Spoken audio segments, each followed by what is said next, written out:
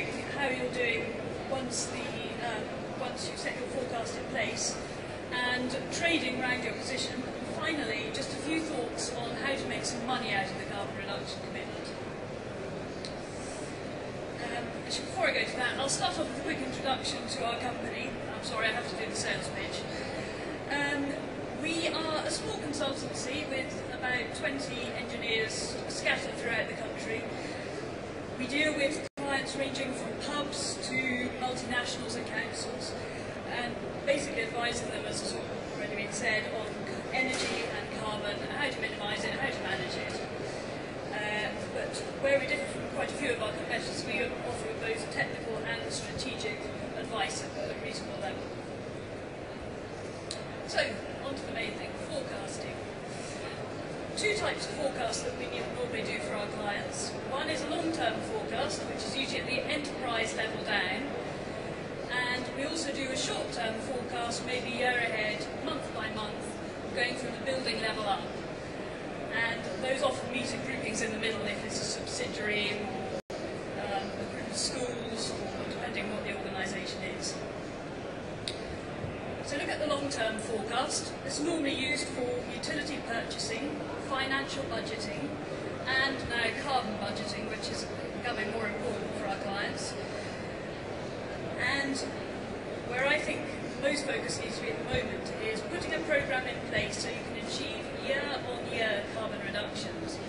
Because you can't just put a programme in place, implement everything at once next year, because then you'll perform very badly in 2 or 3 years' time under the carbon reduction commitment. And it can also help you comply with the Carbon Trust Standard and ISO 14001. Now, the month-by-month forecast, you're going to need that for the CRC to do your initial forecast of allowances.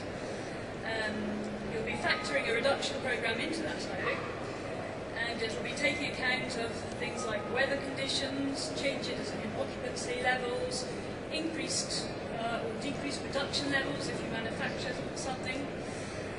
And as the year goes along, you'll be using it to determine how much needs to be traded in the secondary market. You may also use it for just normal financial and carbon budgeting. So, how to forecast? And I'm going to go into each of these in a little bit more detail. The first thing is starting from an accurate base, so that's your metering and data recording.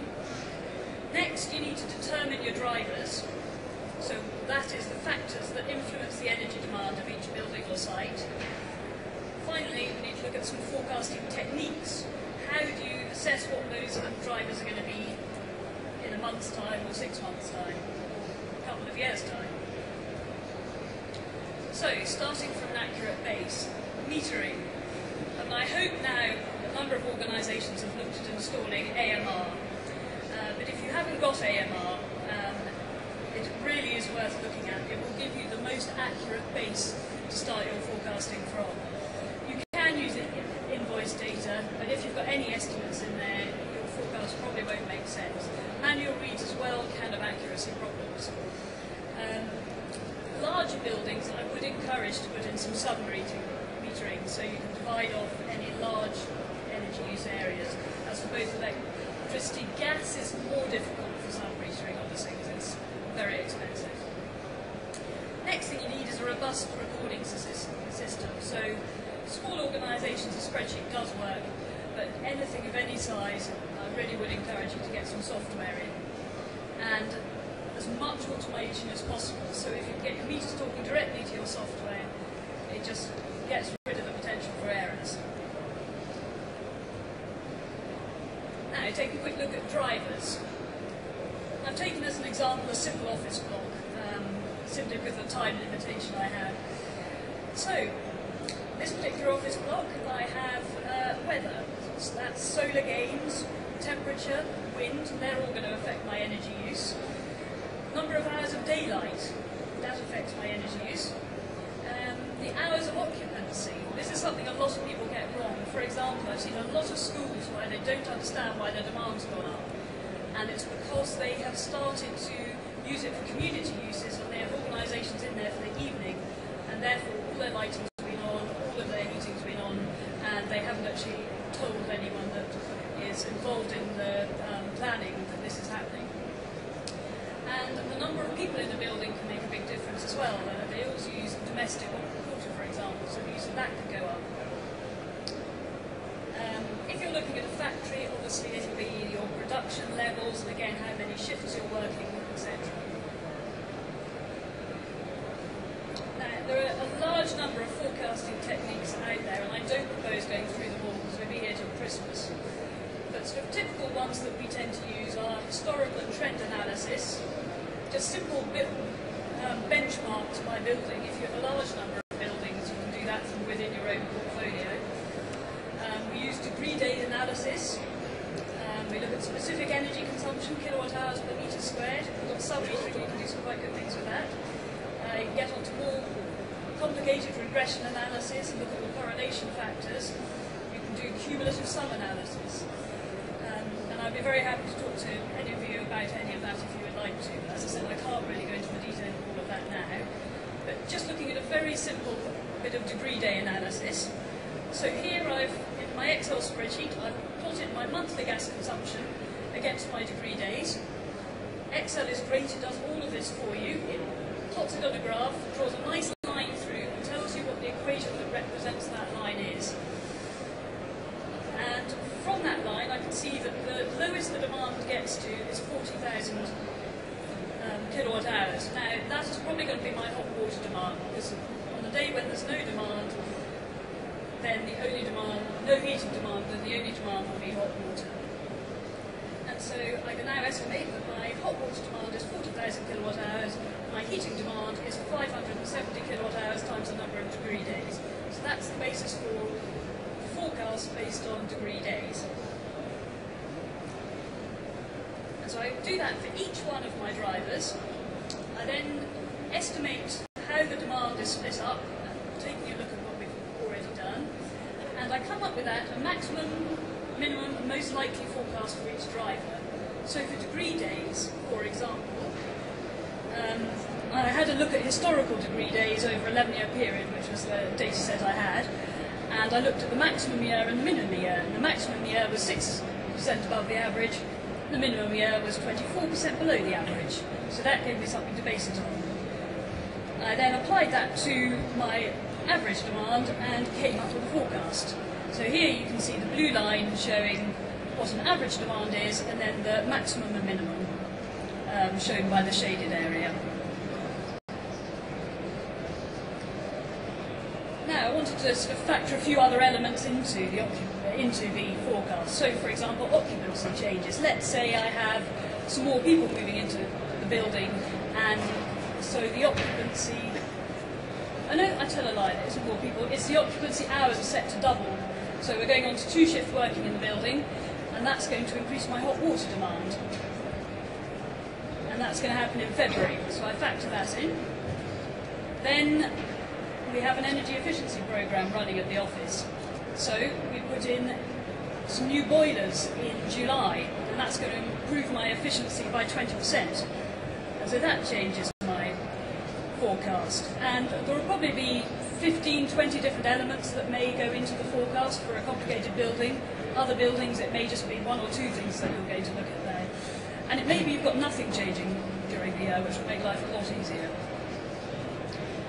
So bringing all that together, we have a forecast, and this is it plotted on a cumulative basis that comes up with a number of tonnes of carbon. Now, I've actually made an error in this graph, and I've done it from January to December, where obviously it should be April to March. The same principle applies. And then as the year starts, we start tracking against this. And at some point, the two will probably diverge. So your forecast and your actual will diverge.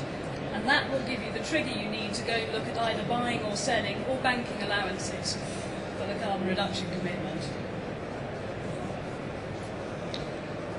Which brings me on to the trading side. So you've monitored your forecast and actual, and they've started diverging. And the sooner you realise that, the better. So you can have a look at the building and work out why this is happening. Is it a problem associated with equipment that's causing it? Is it the weather that's causing it? Has occupancy changed and you haven't been told about it? It's actually a very good way of looking at your energy management. You know, why is this changing? And then any shortfall or excess that you have will need to be traded in the secondary market, or you do have the choice of banking it. Don't forget that banking option, because that could be quite good. But you do need to factor in the cost of capital of that, because obviously you've bought them 1 year and you're not going to sell them now or surrender them for quite a while. Trading in the secondary market is going to be very interesting to see how that develops. It's going to be developing on a wide variety of factors, including weather, prices in the EU ETS, because of course if you can't find the allowances in the market, you can go and ask for the safety valve to be activated. You can go buy through that. If people all think it's going to be a warm year, it could be that they don't buy enough allowances, and the price when you come to buy to balance your portfolio in April, May of the next year might be much higher than the £12 we're all expecting. So I think the one thing we can say about the price that you're trading at is it won't be £12, it'll be higher or it'll be lower, depending on how other people have bought or sold in the market. You'll be probably trading with a number of other people in the room here, perhaps. You might be trading through brokers. You might have an arrangement with other organisations that can trade directly with them. It'll be very interesting to see how it develops. Nobody really knows. Looking at making money out of the CRC, a lot of people are focusing on the potential cost of the CRC, and that's related to the potential penalties, the fact that you've got to buy these allowances. And the opportunity that people often talk about is usually only related to if you're in the top half of the league table, and therefore you get more back than you put in. For me, the most important thing is that if you are in the top half of the league table, it will be because you have saved energy, and the amount you save in energy will give you a lot more savings than anything you will make from the CRC scheme. People are very much focused on compliance, etc. We should be focusing on saving energy. And if you take anything away from today, I think that's it. Please go get a good action plan in place to save energy.